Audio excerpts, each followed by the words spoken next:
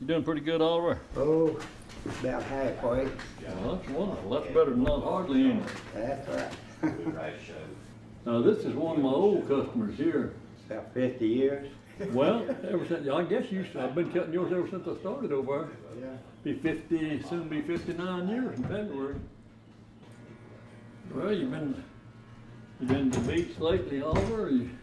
Well, I went first to April. Mm-hmm. You do any fishing? No. It wasn't batting too good Mm-hmm. anyway. Well, Oliver, I believe I'm gonna hold you for, so you can get to the barbershop somewhere anyhow. Yeah, see if I can find one. Yeah. I knew Lawrence before, but I officially met him. I had a friend working down here, and he was in the process of leaving.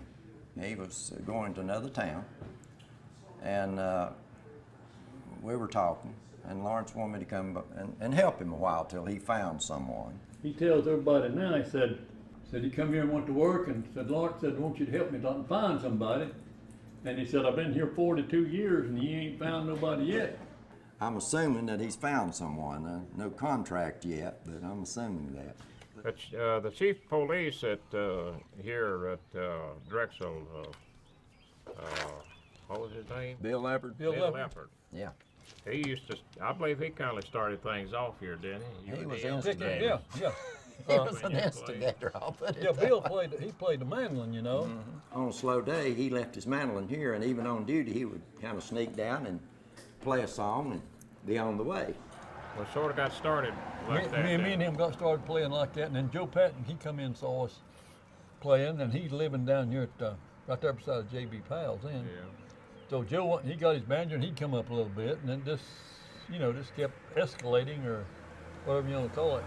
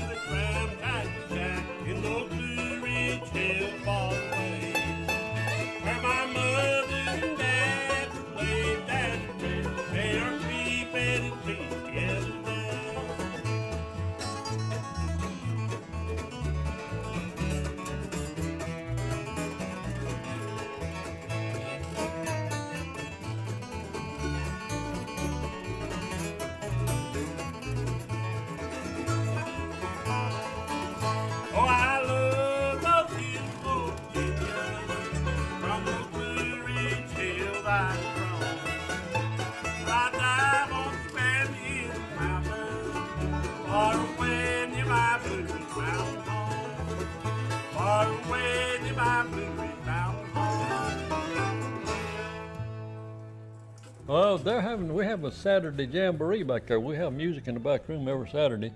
Have bluegrass, and have sometimes 8 or 10, sometimes maybe 15 guys. There was about 15 back there a while ago.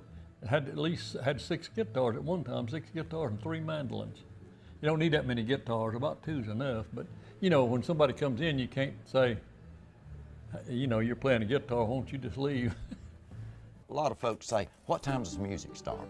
And it's not really scheduled, because most things are, but they look at you strange whenever they want to. I mean, I hate to say that, not being sarcastic, but these fellows are independent, and they come in and they may bring their instruments in, lay it in the back room, come out and eat some peanuts, talk with us, get some coffee, trade knives, tell a few jokes, settle world problems, and eventually play music if and when they want to.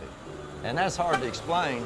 That's hard to explain to a lot of people because that's why they're here, to enjoy it, not to get in a hurry. Well, a lot of them just come for the laid back atmosphere, you know, ain't no rush or nothing like that. And of course, the bigger majority of them, they come to hear the music, and then part of them once in a while want to come in and get a haircut. So. There's not many service stations and country stores about that you can go and relax and hang out like they used to. And to me, that's therapy. And a lot of the fellows are the same boat that I am in the way their wives are deceased, the kids are grown and gone. Don't have that much for retirees in this area. And they come and hang out with us, and we're glad to have them. Well, we got a pretty good bunch. My wife tells a lot of people, she said, that it's all right for ladies to go up there because she said it's a good bunch of boys up there, and she said they never say nothing out of the way, or, you know, and they don't. A lot of them come here and play for nothing when they could go somewhere else and play, you know, and get paid a little bit, which they just like because it's fun. You come here for the fun of it.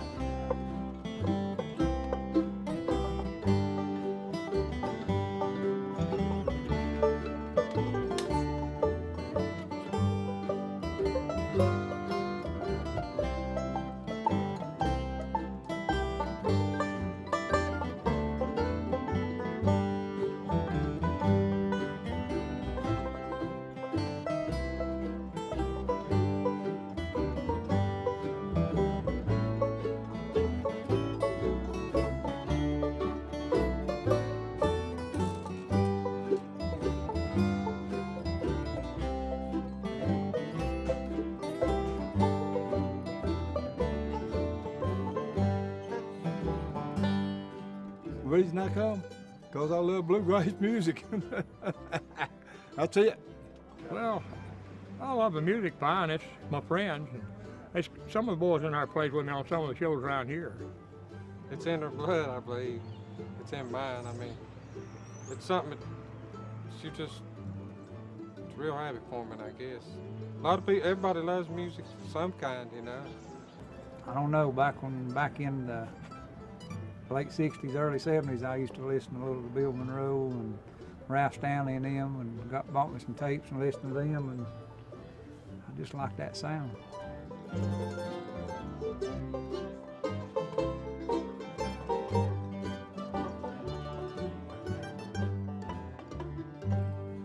Now, his old boy come in here one morning, 9:30 on Saturday morning. Somebody said, Herb, go get that man. I said, I don't hear you play me a tune. Herb said, you might hear one. He said, I got to get out of town. I got to go. He went and got his mandolin. That's 9:30. He went and got his mandolin. And you know what time he left here? 5:30 that evening. Had to go, just had to go. Had to go, he's going to get out of town. He tickles me. Herb's getting a few years on him, and he'll say, I used to play, but that arthritis, all that arthritis and he gets back there and plays some of this fast bluegrass, and he's just all over it, you know. And I jokingly say, how can you get arthritis? I'd love to be able to have arthritis if I could play like that.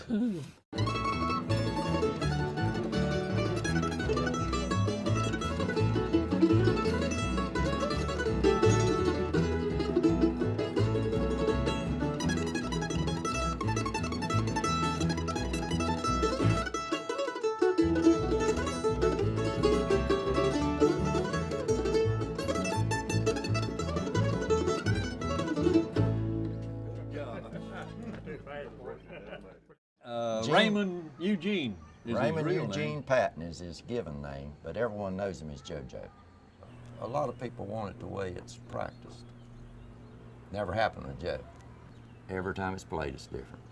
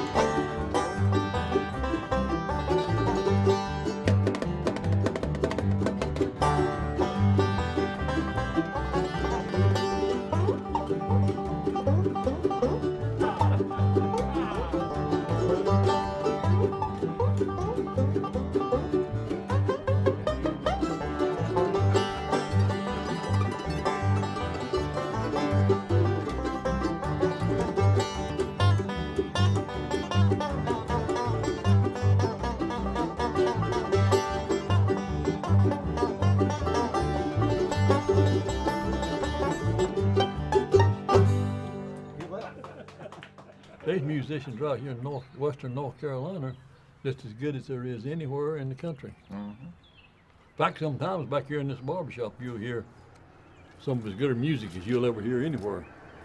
I've paid On more and TV. heard worse.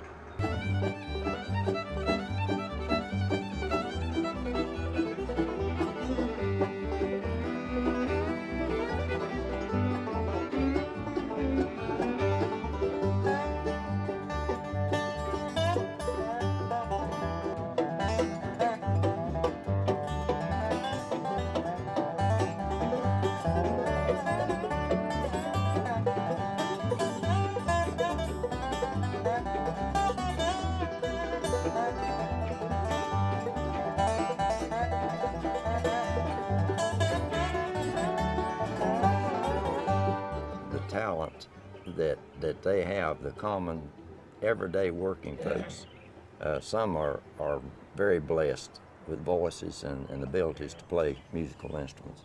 And I hope that tradition carries on, because it's a wonderful pastime. It's very rewarding.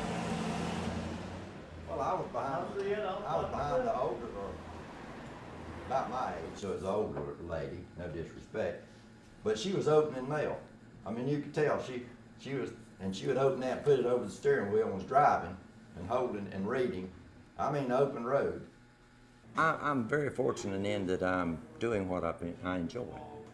And I think that if you're not happy, regardless of how much money you've got, if you're miserable, it would be debatable. That's just a choice a person has to make.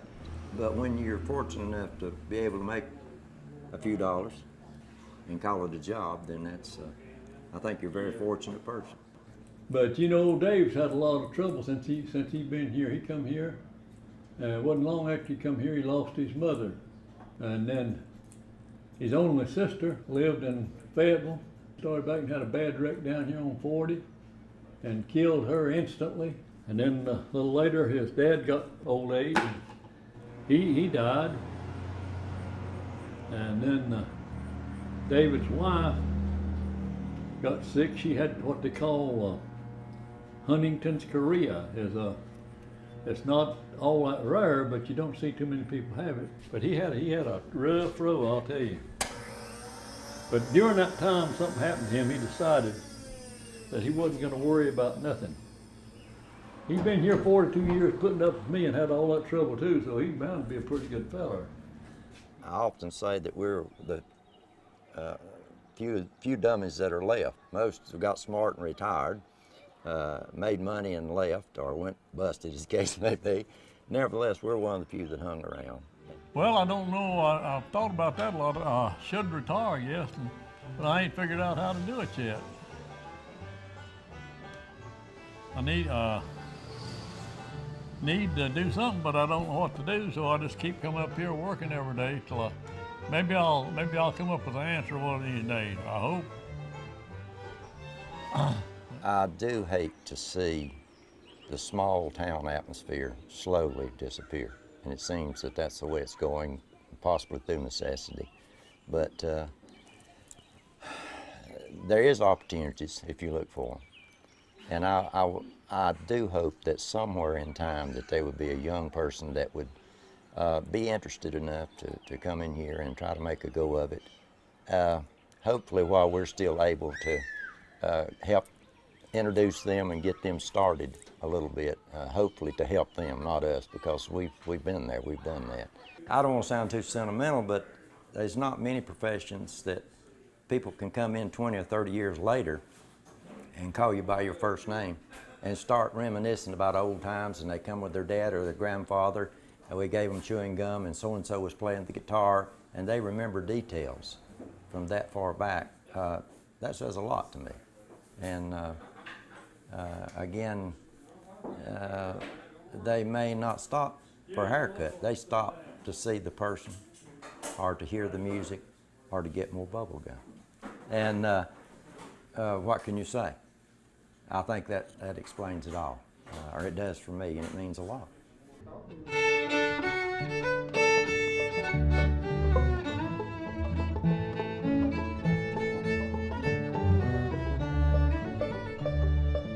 If you like good country music, then nothing could be finer.